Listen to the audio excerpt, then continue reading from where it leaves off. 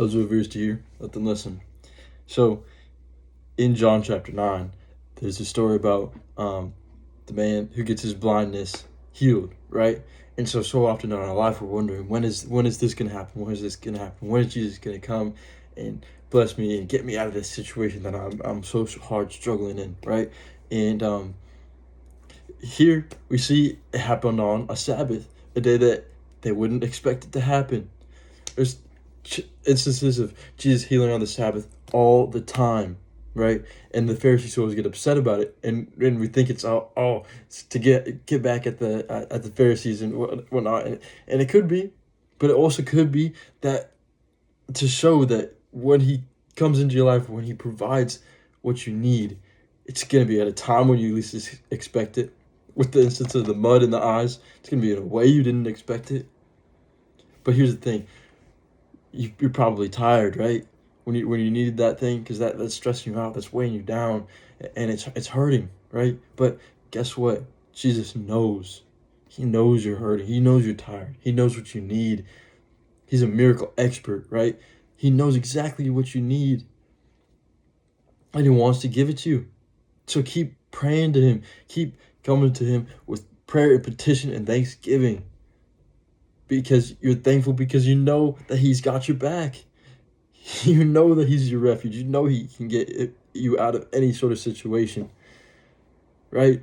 So He just wants you to keep reaching out, because He wants to know that you're going to keep reaching out, because He wants you to know that this situation you got out of is from Him. Because if you could have got out of this situation you're praying for, you would have, right? If you knew how to overcome this obstacle in your life, if you know how to do all this stuff, you would, right? That's why you're praying for it, because you need a miracle. You need Jesus. My dad always says, right when you're feeling the worst, right when you're at the end of your rope, that's sometimes when you know that Jesus' movement is right around the corner. And I think that's so true. This man had been blind from birth. He was ridiculed from other people, saying, who sinned? It must be because of his sins. You must have did something to deserve this, or your parents must have did something to make you this way. People would shame him publicly, because he was a blind man. So the only way he could sustain a living, get food, is to beg. He was a beggar. And so people would pass by him and judge him and be harsh to him and shame him. And that was his whole life. He probably had very little hope left.